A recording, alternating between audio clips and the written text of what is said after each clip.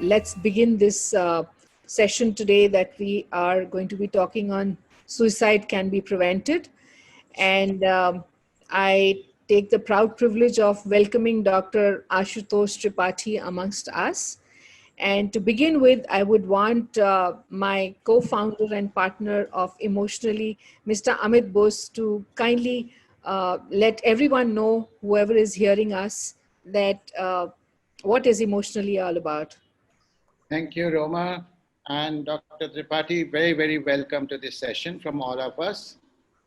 Emotional is an online platform which provides therapy, counseling, coaching, and training for emotional health.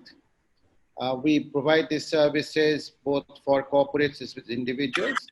And Dr. Roma Kumar and many of our founders are also in part of this session today. This session is being broadcast on Facebook and YouTube, and the recorded versions will be broadcast also on all social media once the session is done. Thank you again, all of you, for joining in. And we do this every week or every 2 weeks in different subjects, and we'll keep you informed of the same. Over to you, Roma. Thank you, Amit.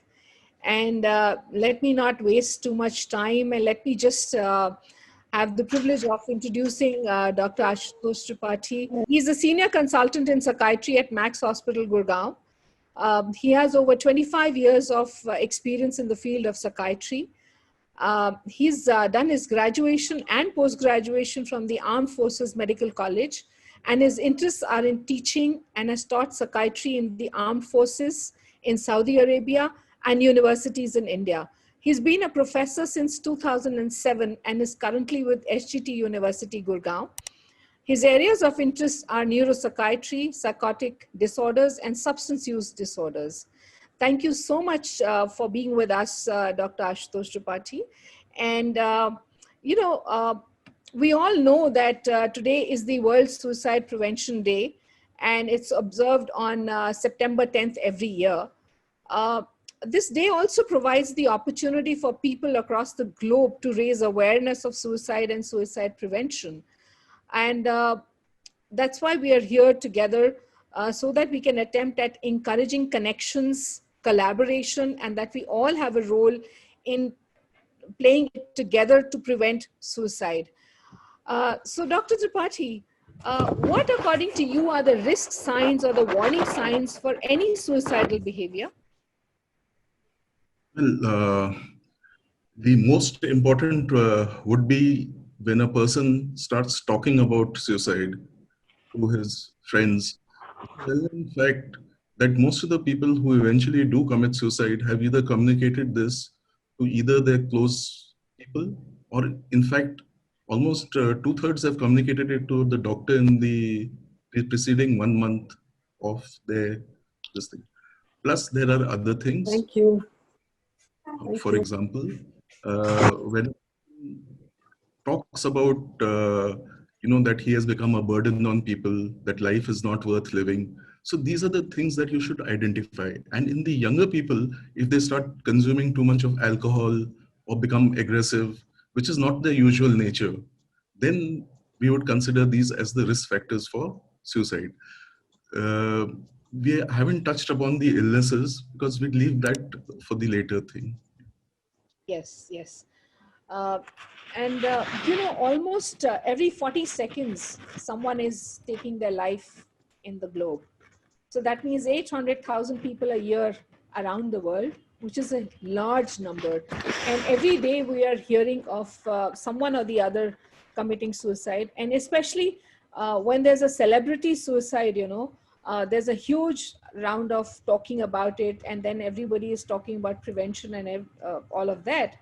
I think I should ask you, what is the difference between deliberate self-harm and suicide?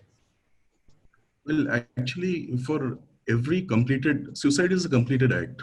So for every completed suicide, the textbooks mention about there are 30 more people who attempt suicide.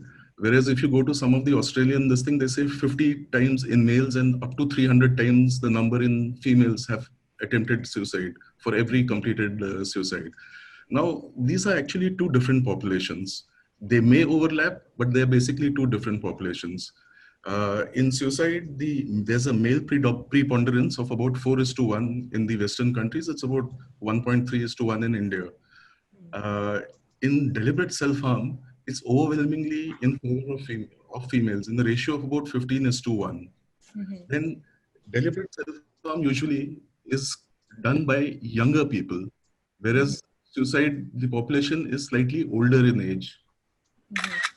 These are broadly the things. And the thing is that personality factors, they would be more important in the deliberate self-harm, whereas in suicides, it would be more of mental illnesses which would preponder in those groups. So very often people, say that, or there are people who are talking of suicidal ideation. A lot of clients come and talk about that I don't feel like living any longer, and they are continuously having thoughts of suicide. So what is this suicidal ideation? So people who have suicidal ideation, do they go in for attempting suicide, or what is it? What does research tell us all about? It is actually in a continuum. If you look into the direction, the first would be a death wish, where a person is, totally passive about this thing. He really does not plan or do anything. Suicidal ideation is two types. One is with the plan, the other is without a plan. Now these happen in the earlier stage. After that comes in the intention, where the planning becomes much more active, and he finds out a particular way to kill himself. After that becomes the attempt to suicide, and then the suicide. So it is like a continuum. So when you say ideation or intention, there roughly ideation would be a slightly lesser version than the what you call the intention. So I recently had this client who's 24-year-old girl, and she's been saying that, I've been such a loser and I do not feel like living at all. I don't think I need to live at all. And I don't think anyone will miss me if I go away. And I don't think my family's really gone, wanting me around. So I think I should kill myself. And every second day she's been talking about it. So what do you think? What can a family or a family member or a friend or any acquaintance, anyone how can we help this girl? The thing is that people should not hesitate bringing such patients in front of a mental health caregiver, because what happens is that it may not be a large number, but a few of them certainly do go on and commit suicide. I mean, and especially when you're talking of 24 years, we are talking of younger age group suicides are becoming more and more common in our country, or for that matter, in all the developing countries in the world. So why do you think the younger age group is actually wanting to commit suicide? I mean, we've had school students who've done that very recently. So, and they have been doing it. So why do you think that is happening? In the Western world, it was a trend earlier, but somehow it has peaked and now is actually coming downwards. In the developing countries, this thing is picking up. The causes, I mean, it's very difficult to pinpoint causes in any case of suicide. So, I mean, there are a lot of factors, maybe academics, maybe poverty, maybe, aspirations not being fulfilled. So a lot of things would come in such cases. Yeah. So when someone talks of suicide, a lot of people say, or even family says, that that person has probably got attention seeking behavior, ऐसे ही बोलता रहता है, ऐसे ही बोलती है, इसको मजा आता है बोलने में. Or what do you think? Is that so that sometimes people just say it? No, I mean, every person who keeps repeating such things, like I told you in the first place also, I mean, it has to be taken because eventually people who do commit suicide also talk about it as some people who you may say, label them off as attention-seeking behaviors. So, I mean, you don't want to miss out the person who actually will go and attempt suicide. So it's a good idea not to take these things seriously and try to find out what is the reason behind. You can ask some questions. I mean, to whoever the person he's talking to, maybe the parents or the teachers, they can ask questions, probe into the person's condition. Yeah, because recently few of have been talking, especially the children who probably left the house, gone away to some unknown place. I can't. Can I have Mr. Raghunath please mute his? There's some background. I think Mr. Raghunath, please mute your mic.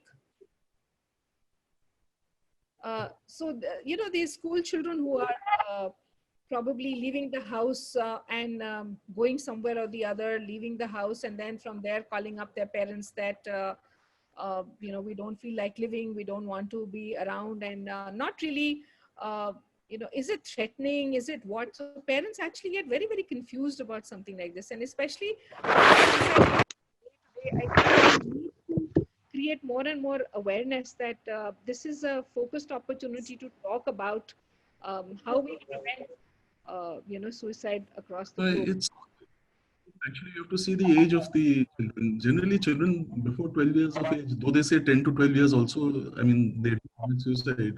But generally, before 12 years of age, I mean, you don't really expect them to really uh, complete an act or something. They may be doing it for other purposes, but all the same, it's very unlikely that each have there's somebody so strong in the group to influence them to commit suicide, because we know mass suicides do occur. But at that age group, would it be a possibility? I mean, I wouldn't say that. Unless there's somebody else, who's able to think it out for them. Yeah. So, and what are the steps that we can take to prevent suicides? Okay. To prevent suicides, basically, we'll have to go to the levels of prevention. We talk in terms of primary prevention, where possibly, like celebrating suicide prevention weeks or something, is just to basically make people understand. The secondary level, I mean, the main aim of the primary level of prevention would be to reduce the incidence, that is the number of people even attempting to do suicide.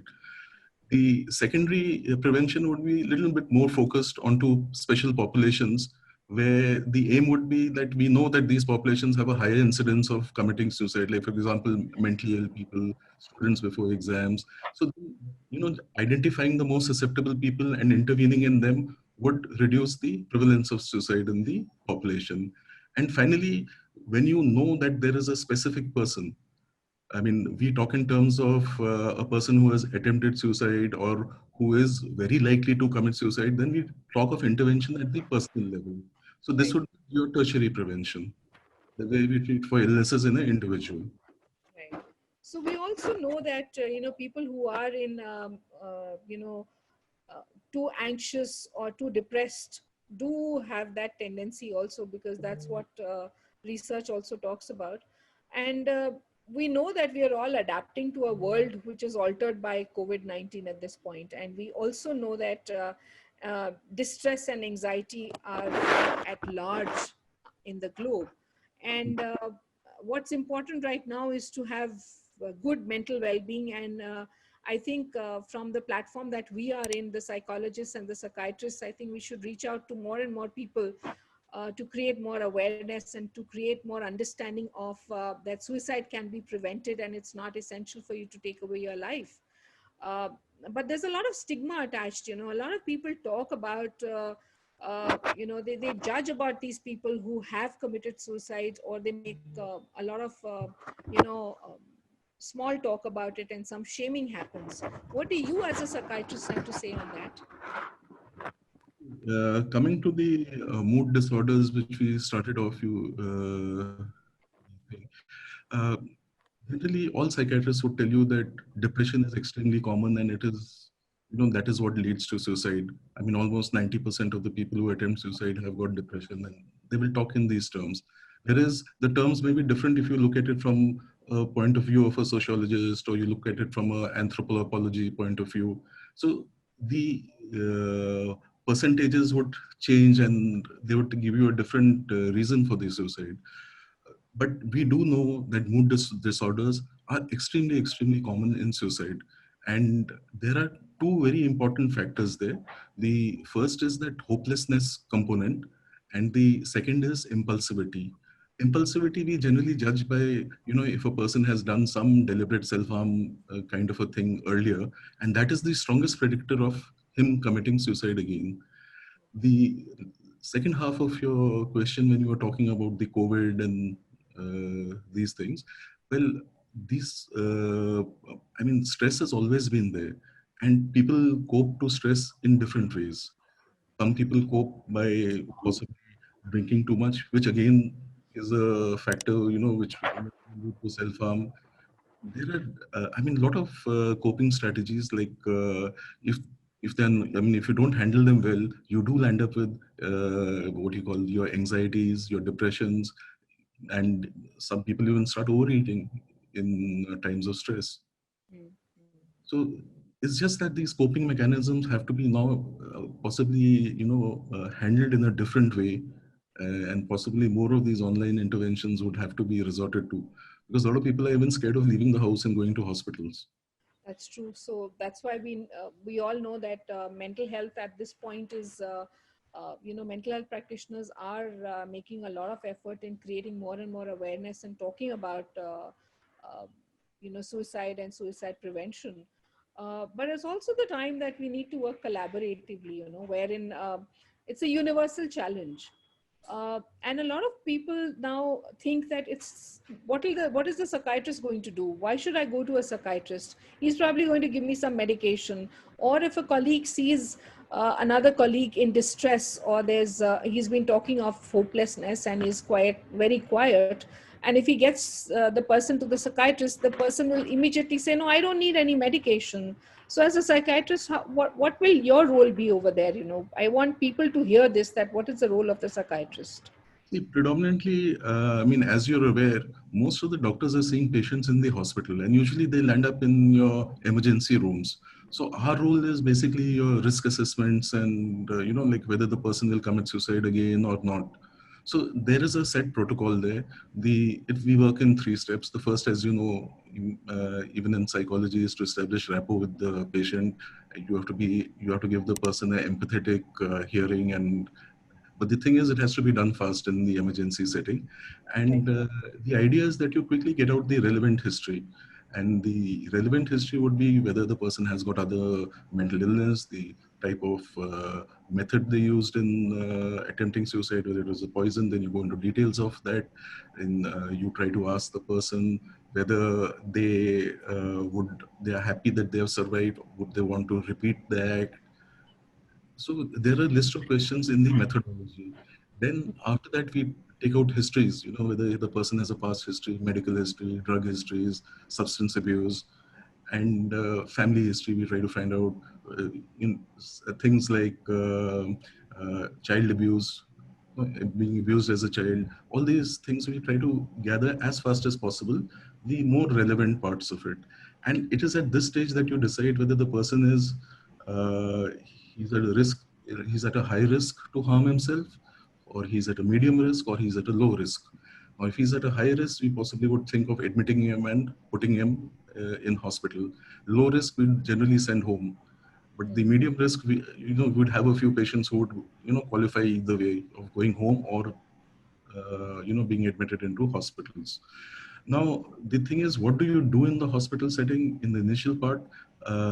We just try to tranquilize the patient. And usually we know that antidepressants take about 2 weeks to start working, and that time is too long. So we use major tranquilizers, also called antipsychotics like olanzapine. And there are new things. For example, ketamine injections, which is an anesthetic agent, is known to just reduce suicidal ideation for the next 24 hours in almost 90% of the patients. Oh, So just this thing could help out significantly. So once the person is admitted, then the protocol within the hospital would be different as compared to the protocol outside if you're sending the person home. And in any case, even the persons who are going home what we would do to that person is to make sure that there is somebody who is his caretaker. They have been, all instructions are given in writing, and they understand what they have been told to do. Now, the question comes about medication. Medication in this group of people who harm themselves, like I told you, antidepressants work late. There are some people who say antidepressants don't work. There are some people who say that antidepressants increase the incidence, but we know that the SSRIs are generally to be started in these patients. And the more important thing is not to neglect the counseling or the psychotherapies, of which I am sure you'd be able to tell us something.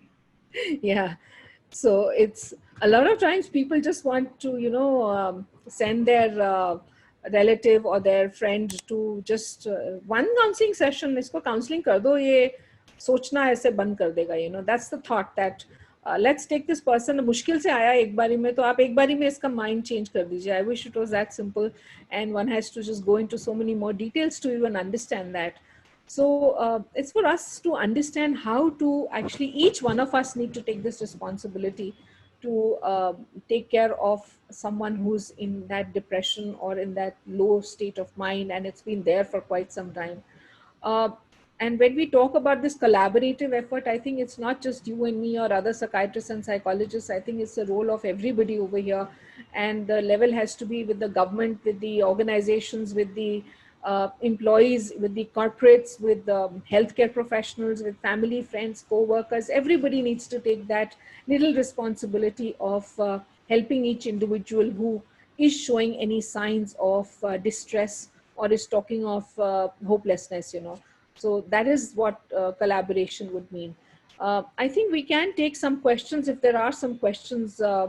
I did see that there was somebody who was writing that Dr. Shakti Haldar from Ramakrishna Mission Ashram, West Bengal, has been talking of, if Dr. Tripathi, you could read that question on the chat, it's put on the chat. I can read? Okay. Dr. Shakti Haldar, right? Yes. This is a very important and time-demanded issue. Emil Durkheim, a French sociologist, wrote a book very analytical way. We may have reference here. It seems appropriate here. Okay, it's like this. In the age of enlightenment, there were a lot of philosophers, like for example, Rousseau and I think so Hume and all, who wrote about, I mean, like in the Dark Ages, it was like this, that they talked of suicide being a crime. So these people, they said that suicide is actually a societal problem. And that is where your Emil Durkheim, he basically talked into society and social bonds with the person. So if any of these two are gone, are either very weak or very strong, it resulted in basically 4 different types of suicide, which he talked about. 3 of them I can remember offhand. There were this anomic suicide, the altruistic suicides, the fatalistic suicide, and one more. Dr. Roma, if you could just remind me, I can't get it. That's okay. That's all right. Yeah. So, but Durkheim's theories are, like we have 3 periods. You have Durkheim's period, you have pre-Durkheim and post-Durkheim. So we are actually in the post-Durkheim, and I mean, I'm basically a doctor, and I'm not a sociologist. And Yes. Durkheim and all were sociologists. So Yeah. I mean, I'm not very aware of his work also. Yeah. So I think we can open the questions if there are any questions, and if anybody would like to say. Pallavi has written that most suicide helplines are call-based. How to ensure support to deaf people who have no access? Completely understandable, Pallavi, that who have absolutely no access to deaf people. That's where I think we need to create some support systems. Okay. There's another question from Praveen Dudley to everyone. To avoid suicidal tendencies, it's a statement actually. Mental health theory and practical should be compulsory in education right from mid-school onwards. Actually, there's a strong disagreement here because they say that you should not use these terms suicide and too much suicide type of words in school curriculum. It is better that you do things where you can, enable skill development rather than this thing. Maybe you can organize tuitions for weak students. Maybe you can, teach them skills at a lower level where they don't have to, finish schooling and all. I think so. A lot of these issues have been addressed in the what do you call, the current national education program or something, which is. Yes, I agree with you that I think what we need to do is create more critical thinking and talk about areas where they can, areas of life skills, especially the coping mechanisms can be made better. And also, how do we deal with the, failures, or how do we deal with setbacks? And that's going to actually help us. And that's the resilience and the mental agility that needs to be talked about. In So we fact, have. the counterpart in the adults is also the media. So too much of media talking about suicides actually leads to an increase in the suicide rates if they don't communicate it properly. So that That's communication has to be very responsible. Mm-hmm. Yeah, so there's someone else, Praveen, who's writing, people are with lots of stress and don't adjust with others. Can medication help in prolonged period of time to reduce stress? I think that's for you, Dr. Tripathi. One second, I didn't get it. People are with lots of stress and don't adjust with others. Can medication help in prolonged period of time to reduce stress? See, medication are actually shortcuts to anything. I mean, on the long term, I think so the coping mechanisms have to be strengthened rather than just giving medication. I mean, it's very easy to give medication to a person if someone says he's not able to sleep, giving a sleeping tablet. I mean, you'd rather encourage behaviors that would help him to gain better sleep, like exercise, diet proper, and avoid unnecessary stimulants and all at night. So those type of things would help out more than taking medication. So the same way in stress also, each component of it you can treat very easily with medication. Right. But we know that stress can precipitate certain disorders. In fact, even some severe mental disorders may be precipitated by stress. So those would require medication, and there's no way in which you can escape. But by and large, with most of the stress-related disorders, like the stress reactions, the adjustment disorders, they can be handled without medication in the first part. Subsequently, we can add on if they're not responding. Absolutely. So it's important for the person to come into for counseling, and counseling is not just a 1 hour session and that's it, and the one and the only one last session, and that, you think that in one session you'll be able to pick up many things. So thank you, Pallavi, for talking about Durkheim about egoistic, altruistic, anomic, and fatalistic. Thank you for telling that. उधर बंद कर दो हाल वगैरह. I have another question here. Is it possible that there's a suicide attempt at an impulse due to a trigger? Yes. Dr. Tripathi, is it possible that there's a suicide attempt at an impulse due to a trigger? It happens nowadays. It is so common. Your communication devices are so good. The one girl writes to a boy, I don't love you anymore, and you cut yourself. I mean, these are the relationship straight away in 1 second. In the old days, we used to write letters. If you have written wrong, we used to tear it up. But now you just send a WhatsApp message and you get it, or maybe some other, send a SMS or something.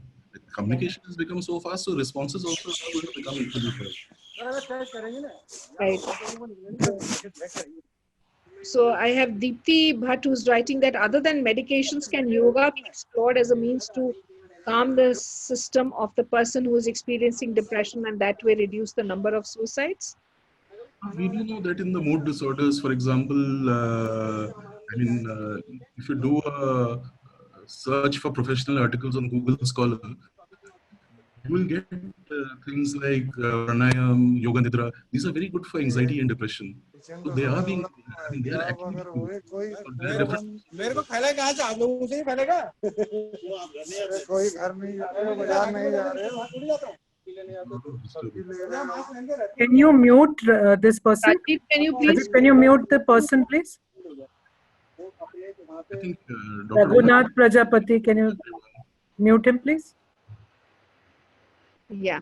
So yes, we know that yoga, yes, is there, and we can help with that. Anita, you also talked about, you mentioned that suicide happens only in depressed people, but I have seen a 15-year-old commit suicide at an impulse. Is that possible? I think Dr. Tripathi has already taken up that in some way. No, in fact, impulsivity is a big factor for suicide.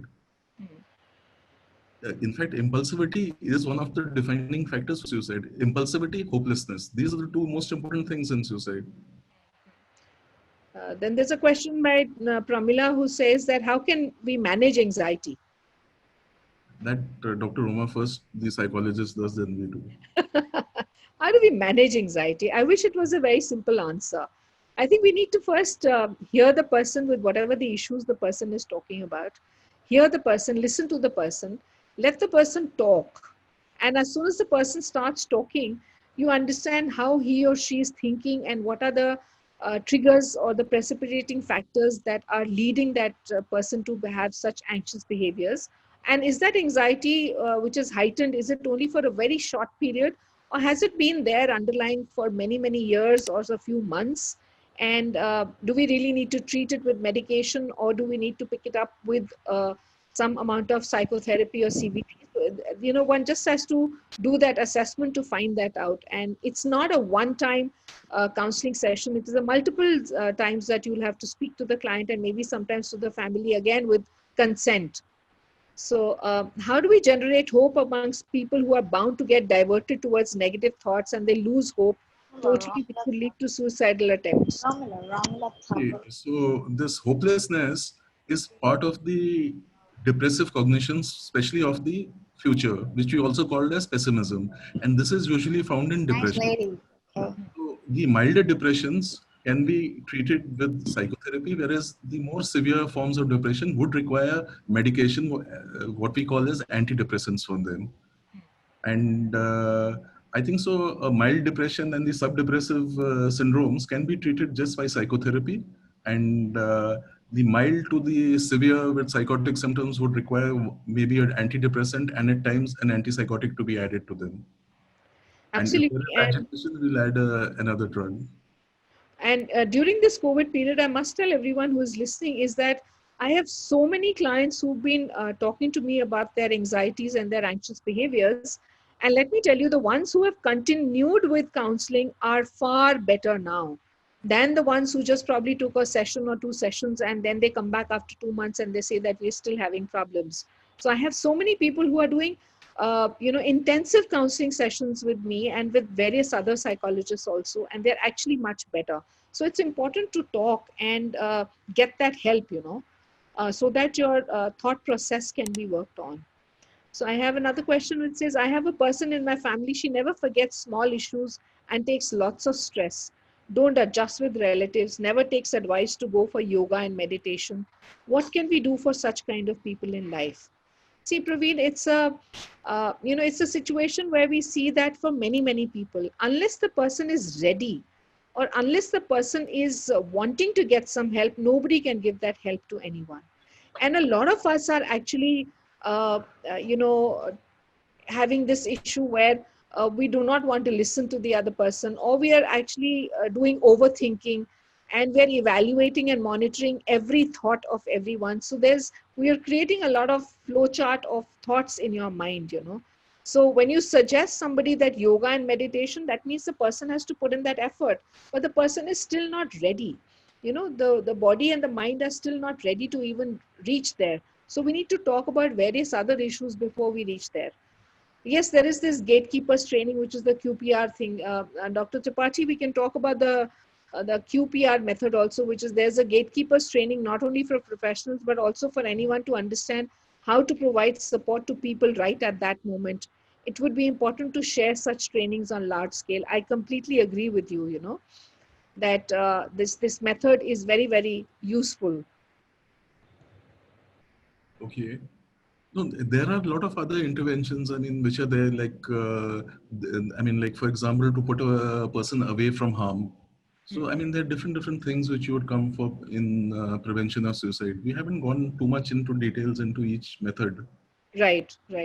So we didn't think that, actually we were doing it for a very short period. That's why we too much about it. Each of these would be a reasonably big session.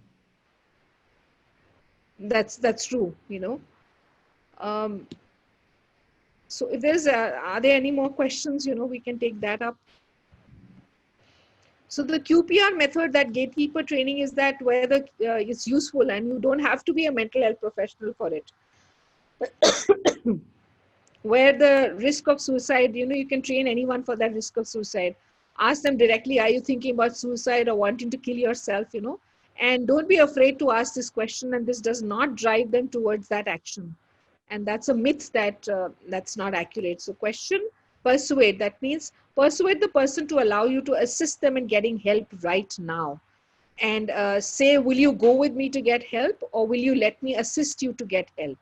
And then the R is the refer the person to an appropriate mental health resource for any assistant. And it's ideal if you can personally escort them to see a mental health care professional.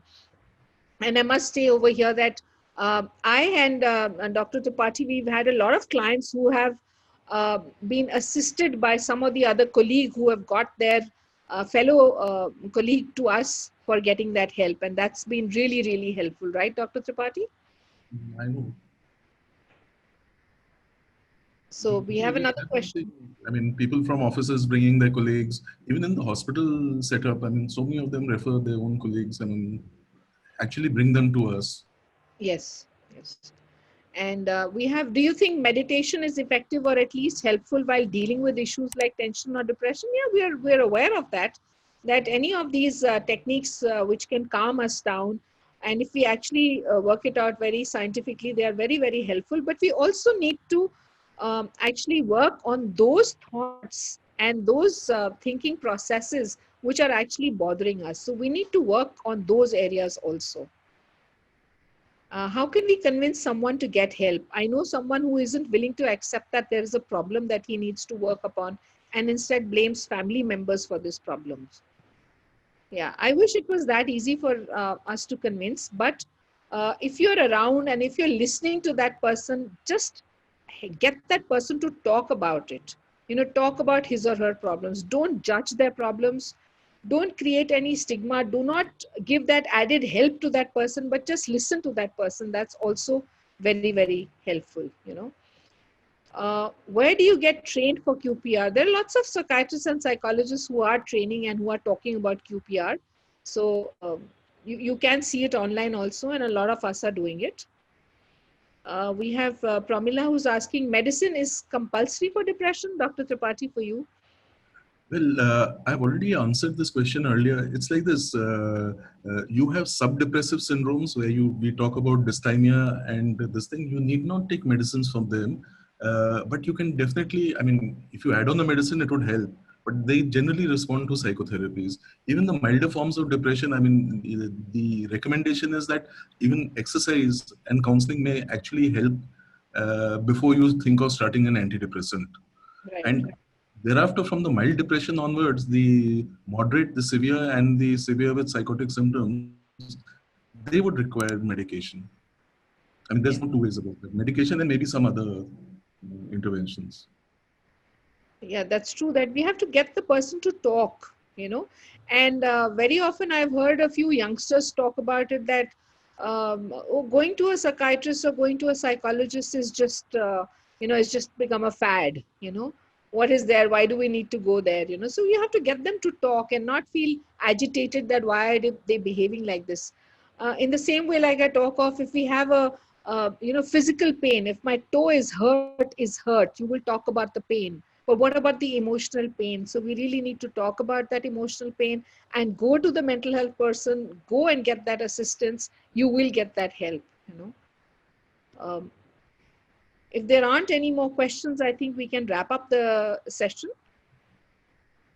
I have someone is saying that constant advice from relatives of people around and them not understanding is also a trigger. I completely agree. It's taken as nagging sometimes, I had a youngster today morning only when she said that my parents don't understand. I just don't feel like getting up from the bed. And it's just 2 days back, I think she was started with the olanzapine, and it's going to take her a while. So that support system and that talking to the relatives is also very, very important. How do you help a friend who is a psychologist himself or herself but is depressed or has symptoms of being bipolar? Dr. Tripathi, for you. No, I mean, see, bipolar disorder, I mean, usually if the person's having a manic episode, I mean, they are very easy. I mean, those people are literally forced by relatives and friends to come to hospital. The problem occurs with depression. People with depression, they're not creating trouble for anyone.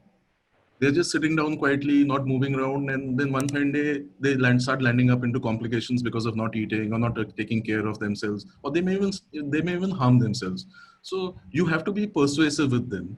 Whereas the first group, when people have a manic episode, you literally have to get them to the doctor by force. Here you have to be more persuasive with the depressed this thing. And usually most of the psychologists, they do understand. In fact, even a lot of psychiatrists also, I mean, are in the same boat, I would say. They are depressed, but they don't accept it. Yeah, so it's crucial for all of us to understand that we take suicide threats and attempts seriously. And any recent significant life event which has been unbearably painful, whether it's for personal life or in your professional life, it could also lead to some intolerable mental anguish. So let's all, make some collaborative efforts to help individuals who are going through stress and depression. And it's also important to understand that most individuals in a suicidal crisis will give some kind of a warning to those around them. And there are many common risk factors which Dr. Tripathi has already talked about. So let's just all make this effort together and try and help people who are needing that help, I think we can wrap up the session. And may I have you, may I have you, Amit, again on with us? Thank you, Roma. Thank you, Dr. Tripathi. That was really very, very educative. And thank you for everybody who was attending and who asked this really very insightful questions today. You know, this topic is so large and so fascinating, and I think it impacts all our lives in one way or the other, that no matter how much time we spend on one session, it's not quite enough. But we will continue to have these sessions on different subjects, as I said at the beginning, and we'll keep you informed. And the more we talk about it ourselves, I think the more we will know, we will open up, and the more we'll be able to inform the people we know. Again, thank you so much, everybody, and stay safe and stay healthy. And we'll see you maybe 1 or 2 weeks from now. Bye-bye. Thank you so much, Dr. Tripathi. Thank you. Thank you, Amit. And thank you, everyone, for listening to us. Thank you.